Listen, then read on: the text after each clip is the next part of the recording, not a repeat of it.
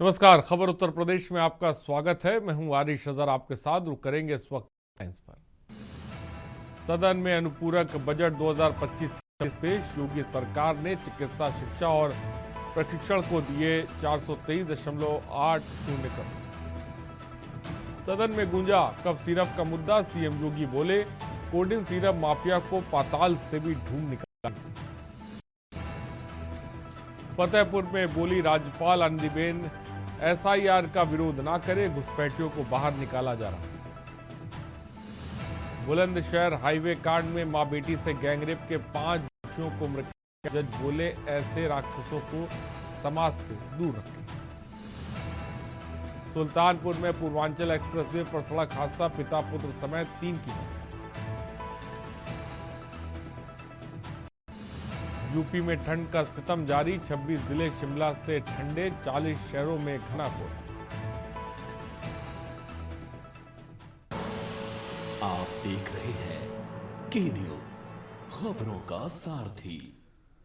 और एटा से खबर है, कोडिन कफ सिरप मामले में मिली बड़ी सफलता। नारकोटिक्स विभाग, अलीगंज पुलिस ने की संयुक्त कार्रवाई। विभाग और अलीगंज पुलिस को बड़ी सफलता मिली है। फरार अन्य आरोपियों की तलाश टीमें कर रही हैं। संयुक्त कार्रवाई में 47 पेटी सिरप पकड़ा गया।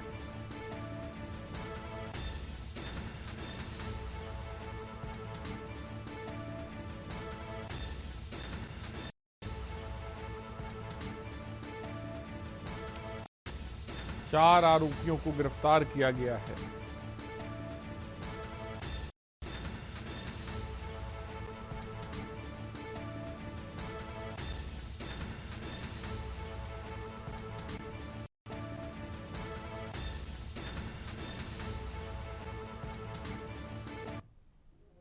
हाथरस से खबर है, देर रात कन्फेक्शनरी दुकान में भीषण आग लगी। आग लगने से इलाके में अफरा तफरी मची है।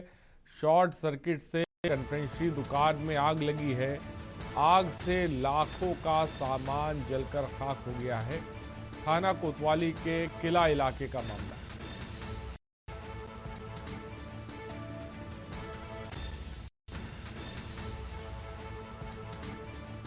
शॉर्ट सर्किट आग की वजह बताई जा रही है।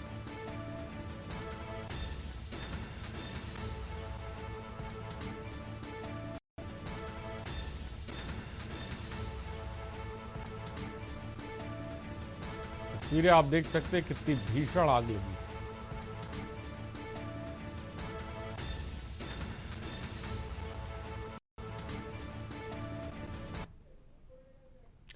और औरैया से खबर है, स्मार्ट मीटर लगाने पहुंची टीम का विरोध। व्यापारियों ने सदर बाजार में किया स्मार्ट मीटर का विरोध। केबल बदले बिना स्मार्ट मीटर लगाने को ठहराया गलत। लाइन काटने की धमकी देने पर आक्रोशित व्यापारी हुए हैं। बिना स्मार्ट मीटर लगाए वापस लौटी टीम।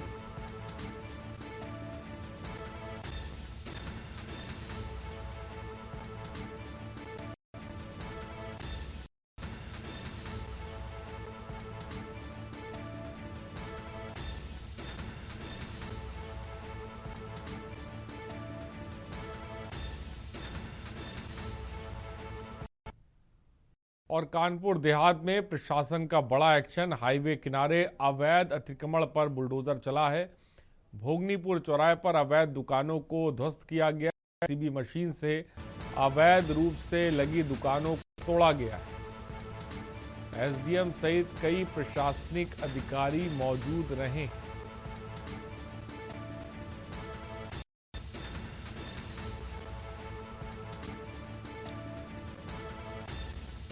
जेसीबी मशीन से अवैध रूप से लगी दुकानों को तोड़ा गया।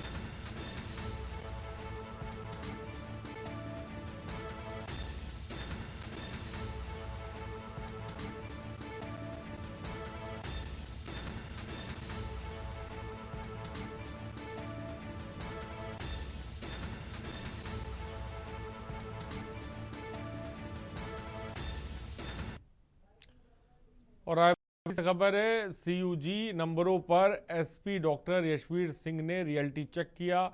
रियलिटी चेक में पास साबित हुए बदोखर थाना पुलिस एसपी नंबर मिलाने पर उठा फोन, बातचीत हुई है। एसपी को सीयूजी नंबर एक्टिव ना होने की मिली थी शिकायत। बीते सितंबर माह में आवंटित हुए थे सीयूजी नंबर। मिशन शक्ति के तहत महिलाओं को दिलाया जाता है न्याय।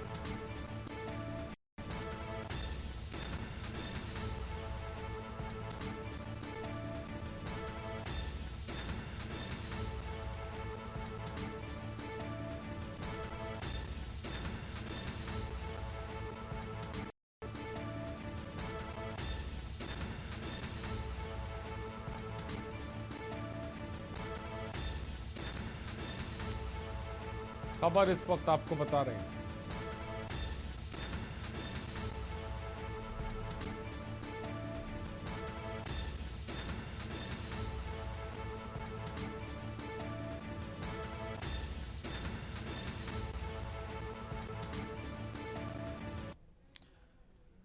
बाराबंकी से खबर है, पुलिस ने 3 अंतर जनपदी चोर किए गिरफ्तार। पकड़े आरोपियों ने एटीएम बूथ में की थी चोरी। अयोध्या के पूरा कलंदर थाना निवासी है तीनों आरोपी। 3 एटीएम कार्ड बरामद हुए। एक छोटा एलपीजी गैस सिलेंडर भी बरामद हुआ है। 2 एंड्रॉइड फोन और तमंचा कार भी बरामद हुई है। एएसपी दक्षिणी रितेश कुमार सिंह ने जानकारी दी।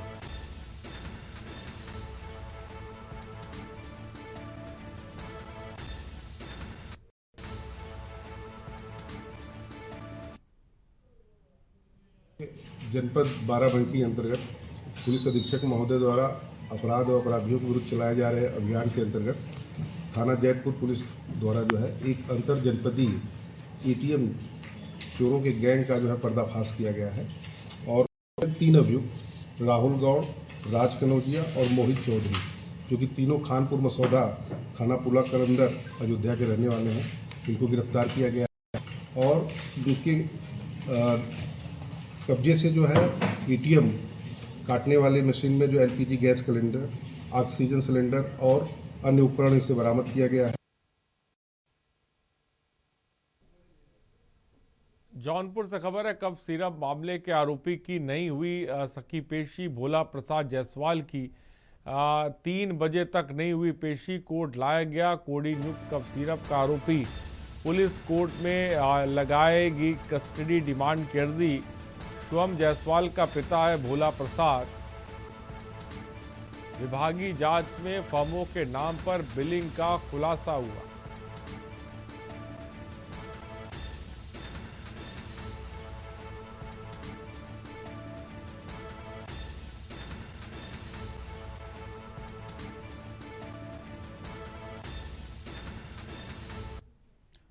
और उत्तर प्रदेश की योगी आदित्यनाथ सरकार ने वित्तीय वर्ष 25-26 के लिए अपना पहला अनुपूरक बजट आज विधानसभा के पटल पर रखा। वित्त मंत्री सुरेश खन्ना ने सदन में 24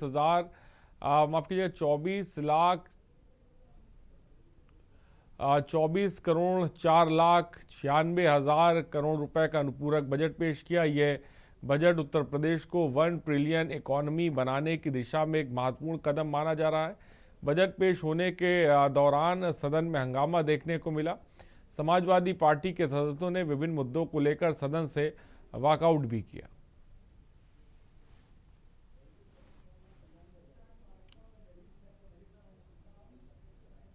उत्तर प्रदेश विधानसभा के शीतकालीन सत्र के दौरान मुख्यमंत्री योगी आदित्यनाथ अपने रौद्र रूप में नजर आए।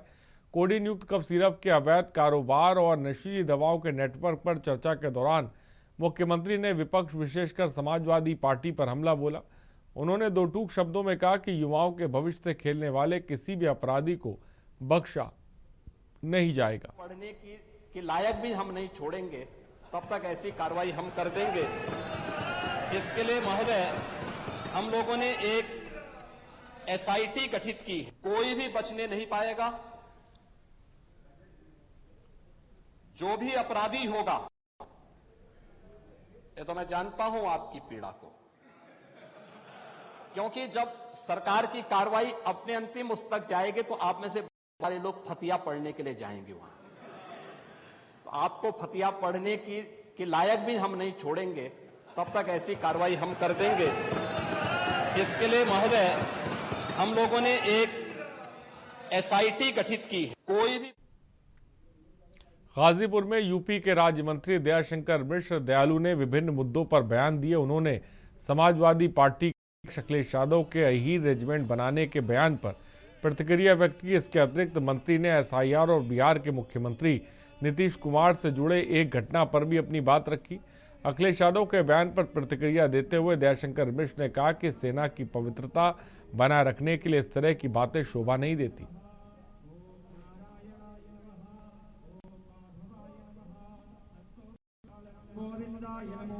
आर्मी की पवित्रता को बनाए रखने के लिए ऐसी बातें शोभा नहीं दे रही हैं। वाद से मुक्त रही है आज तक आर्मी और अभी आगे भी रहेगी।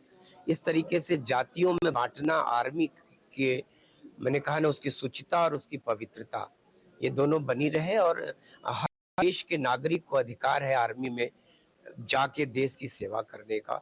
उसके लिए क्या जाति, क्या धर्म, क्या मजहब। तो हिंदुस्तान की आर्मी में सिर्फ भारतीय सैनिक, सिर्फ हिंदुस्तानी और भारतीय बन के लोग शामिल, ये हमारे लिए ज्यादा फख्र की बात है। अग्निवीर का मजाक उड़ाने वाले और इसकी आलोचना करने वाले लोगों के मुंह पे तमाचा है। और बलिया के बांसडीह विधानसभा से बीजेपी विधायक केतकी सिंह ने अखिलेश यादव को अहीर रेजिमेंट बनाने की मांग पर हमला बोलते हुए कहा कि कम से कम सेना को तो अपनी गंदी और ओछी हरकत से बचाएं। सेना में भी जाति बिरादरी करने लगेंगे तो देश कहां जाएगा। देश को बांटने वाले, हमेशा जाति पात की बात करने वाले और ऊंच नीच धर्म की बात करने वाले ये ऐसे लोग हैं जो तुष्टीकरण की राजनीति करते हैं। मुझे लगता है कि अखिलेश यादव जी को ये समझने की जरूरत है कि कम से कम को तो अपनी गंदी और ओछी मानसिकता से वह बचा लें। सेना में भी अगर ये जात बिरादर करने लगेंगे तो यह कहाँ जाएगा। यह देश को बांटने वाले, ये हमेशा जात पात की बात करने वाले, ऊंच नीच की धर्म की बात करने वाले, ये वैसे लोग हैं जो तुष्टीकरण की राजनीति करते हैं। तो मैं तो कहूंगी कि इस ऐसी मानसिकता से आम जनमानस को भी ये समझना चाहिए कि ऐसी स्थितियां अगर भविष्य में आती हैं तो यह क्या करेंगे हमारे बीच। एक प्रदेश में बीजेपी काफी लोकप्रिय है या फिर सरकार लोकप्रिय ज्यादा है? नहीं, बीजेपी है तभी तो सरकार है। और अमरोहा के गांव जलालपुर थाना में आज नगीना सांसद चंद्रशेखर आजाद लोकसभा कार्यक्रम में पहुंचे, जहां पर उन्होंने सभा को संबोधित करते हुए भाजपा सरकार को गुंडों के सरकार बताते हुए जमकर हमला बोला। साथ ही उन्होंने सीएम योगी के एसआईआर में काटे गए 4 करोड़ को लेकर दिए गए बयान पर पलटवार करते हुए कहा कि एसआईआर का कार्य चुनाव आयोग का है, जबकि उसकी पूरी जानकारी उत्तर प्रदेश के मुख्यमंत्री योगी आदित्यनाथ की है।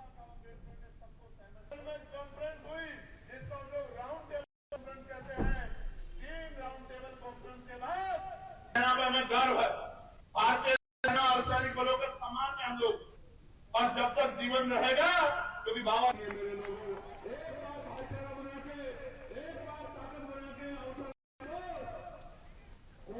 परिवार नहीं बचेगा जिससे रोजगार ना हो या जिसको किसी कॉन्फ्रेंस हुई जिसको हम लोग राउंड टेबल कॉन्फ्रेंस कहते हैं। और खबर बुलंदशहर से, जहां वर्ष 2016 में परिवार को बंधक बना मां बेटी से दरिंदगी करने वाले 5 आरोपियों को कोर्ट से आजीवन कारावास की सजा सुनाई है। साथ ही प्रत्येक आरोपी पर 1.81 हजार रुपए जुर्माना भी लगाया गया। अपर जिला सत्र न्यायाधीश पॉक्सो ओम प्रकाश तिथि ने 29 जुलाई 2016 को हुए दुष्कर्म मामले की सुनवाई करते हुए गवाहों के बयानों और पक्षों अधिवक्ताओं की जिरह सुनी और 9 वर्ष तक पहले दर्ज हुए मामले के साक्ष्यों आदि के मद्देनजर कोर्ट ने यह फैसला सुनाते हुए पीड़ित मां बेटी को इंसाफ दिलाया और आरोपियों को सजा सुनाई आजीवन कारावास की। पांचों के पांचों आरोपियों को आजीवन कारावास की सजा सुनाई गई है और प्रत्येक अपराधी पर माननीय न्यायालय के द्वारा 1,81,000 रुपए प्रत्येक पर अर्थदंड आरोपित किया गया है, जिसमें से आधा जो अर्थदंड है वो माता को और पीड़िता को मिलेगा। अच्छा, किस तरह के साक्ष्य थे और दलीलों में से कौन सी ऐसी दलील रही जो मील का पत्थर साबित? कुल 25 गवाह अभियोजन के द्वारा माननीय न्यायालय के समक्ष पेश किए गए थे। 169 जो प्रपत्र थे अभियोजन के वो साबित किए गए थे और जो डी मिला है वो उससे मुकदमे को बहुत बल मिला था। अच्छा, कोर्ट ने किसी तरह की इस मामले में कोर्ट माननीय न्यायालय ने all the credits go to the honourable court of the OP Verma साहब।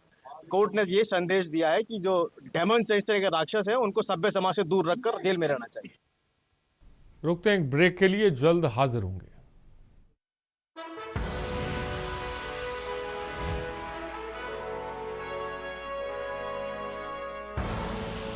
आप देख रहे हैं के न्यूज, खबरों का सारथी। और ब्रेक के बाद आपका स्वागत है। उत्तर प्रदेश के बागपत में आज उत्तर प्रदेश महिला आयोग के अध्यक्ष बबीता चौहान जनसुनवाई कार्यक्रम में पहुंची, जहां उन्होंने बिहार के मुख्यमंत्री नीतीश कुमार के हिजाब खींचने वाले मामले में उनका समर्थन किया। उन्होंने कहा कि बहुत सारी चीज़ें ऐसी होती हैं, जब हम हिजाब लगाते हुए होते हैं तो हम अनुमान ही नहीं कर पाते कि ये कैसे हो रहा है, क्योंकि जब हम ऐसी जगह जाते हैं जैसा कि कहीं ऑफिस में या ऐसी जगह, तो वह ऐसी जगह नहीं होती है जहाँ अपना चेहरा नहीं दिखा सकते। उन्होंने कहा कि जब हम पासपोर्ट बनवाने जाते हैं या ड्राइविंग लाइसेंस बनवाने जाते हैं, जब हम वोट बनवाने जाते हैं, जब भी हम चेहरा दिखाते हैं तो कोई परेशानी नहीं होनी चाहिए।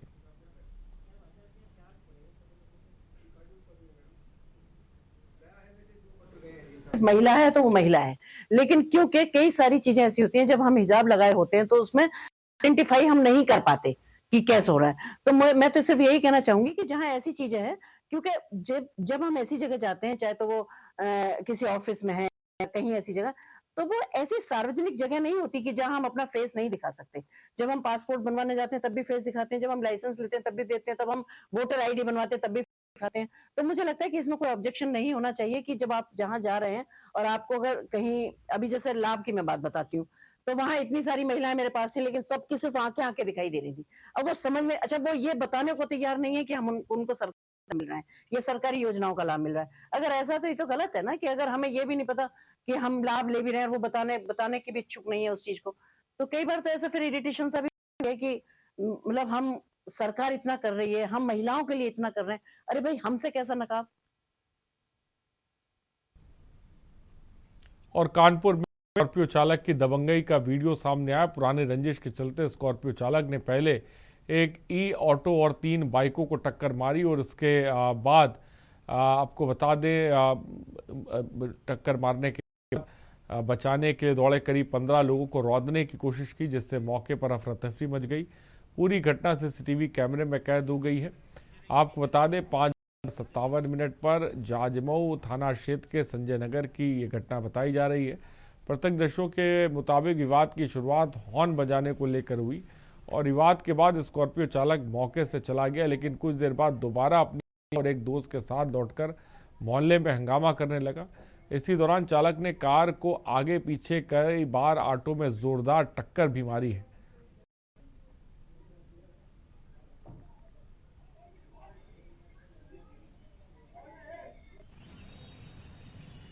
मेरे इंस्पेक्टर जाजमऊ से भी बात हुई। इन्होंने बताया कि ये एक मामूली सा विवाद था, जिसमें एक लड़के ने ऑटो चालक के हॉर्न बजाने पर उसके साथ आपत्ति करी, तो संभवतः उसने अपने बड़े भाई को बताया। जब ऑटो चालक अपने घर पहुंच गया तो ये उसका बड़ा भाई स्कॉर्पियो लेकर पहुंचा। वो आइडेंटिफाई हुआ एक राजा नाम के व्यक्ति जो वहीं का रहने वाला है। तो गाड़ी से आके उसने कई बार टक्कर उसको मारी और इस तरह का दुस्साहसिक कृत्य उन्होंने किया है। इनके खिलाफ FIR लिख ली गई है, इनको अरेस्ट भी कर लिया गया है और इनके खिलाफ कार्रवाई की जाएगी। उन्नाव से जहां माकी थाना पुलिस ने 4 चोरों को गिरफ्तार कर शातिर चोर गिरोह का खुलासा किया। पुलिस के मुताबिक पकड़ा गया चोरों का गिरोह लंबे समय से वारदातों को अंजाम देता आ रहा है। आरोप पुलिस ने बड़ी मात्रा में चोरी किया गया सामान बरामद किया। SP जयप्रकाश सिंह के अनुसार आरोपियों द्वारा पूछताछ में अन्य कई घटनाओं में शामिल होने से इनकार नहीं किया जा सकता है।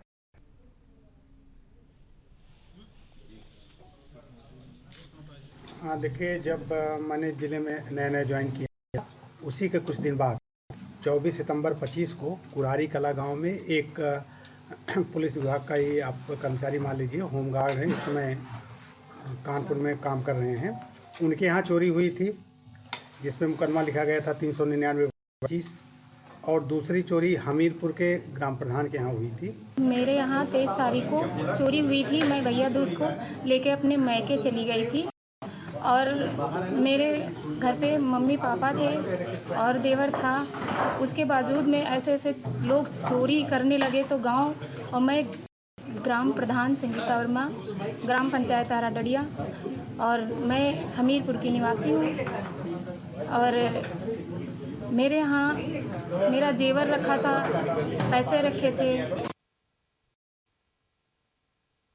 और खबर कानपुर से, जहां पिहानी कोल्ड स्टोरेज के पास सड़क हादसा हो गया। पिहानी मजबूत नगर में सड़क हादसे में बता दें, बाइक सवार 16 वर्षीय ऋतिक पुत्र आशीष पिहानी निवासी, रौनक पुत्र रमेश चंद्र निवासी की मौत हो गई।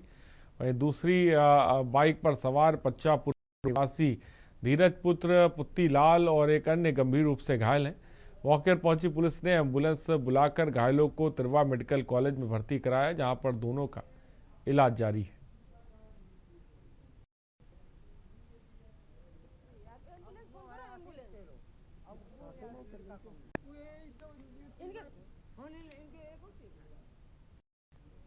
और आगरा जिले के बाढ़ तहसील क्षेत्र में भारतीय किसान यूनियन अराजनैतिक ने अपनी 10 सूत्री मांगों को लेकर एक विशाल महापंचायत का आयोजन किया। इस महापंचायत में बड़ी संख्या में किसान शामिल हुए और अपनी समस्याओं को खोलकर सामने रखा। किसानों ने बताया कि समय पर खाद उपलब्ध न होने से उनकी फसलें प्रभावित हो रही हैं।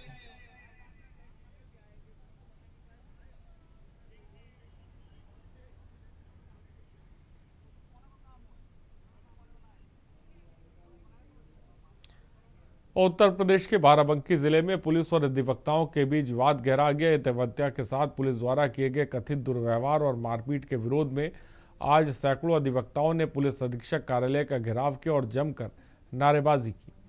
अधिवक्ताओं का कहना है कि थाना अध्यक्ष ने न केवल चंद्रेश वर्मा के साथ बदसलूकी की और मारपीट भी की और कई घंटों तक थाने के लॉकअप में उन्हें बैठा रखा।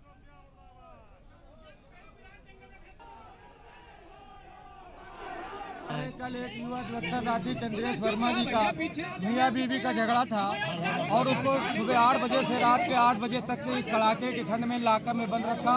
उसको कई झापड़ मारे।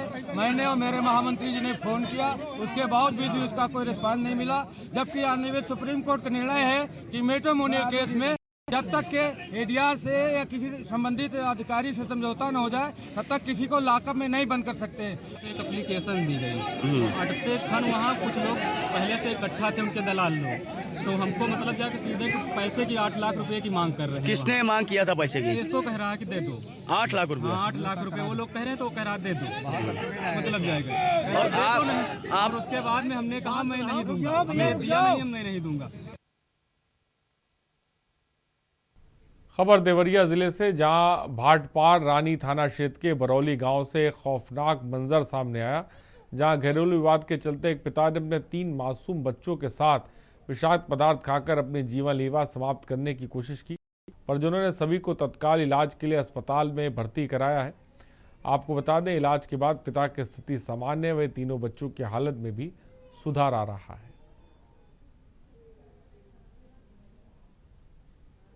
माँ बाप का परवरिश से शादी किया होता तो आज हमारा ये दिन नहीं देखना होता। वो साली हमसे बोली और उसको उसी के बोलने पर मैं लेकर चला आया, तब मेरे को ये भी दासा देखना पड़ रहा है। वही बोली तब मैं लेकर आया, नहीं तो मैं लेकर नहीं आता। मेरा भाई का पत्नी का बहन थी, वो मेरी घर का साली लगती थी। ग्राम भरौली, थाना भाटपार रानी, जनपद देवरिया के अंतर्गत एक व्यक्ति जिसकी उम्र 35 वर्ष है, अपनी पत्नी से विवाद के चलते स्वयं व अपनी जुड़वा बेटियों जिनकी उम्र 4 साल है व एक बेटा जिसकी उम्र 1.5 वर्ष है, चारों ने मिलकर एक साथ जहर खा लिया। सूचना प्राप्त हुई, चारों को उचित इलाज हेतु पीएचसी भाटपार रानी ले जाया गया, जहां से उनको देवरिया हेतु रिफर कर दिया गया। मौके पर स्थिति सामान्य है और शांति व्यवस्था कायम है। खबरों में इतना ही। बने रहिए हमारे साथ। नमस्कार।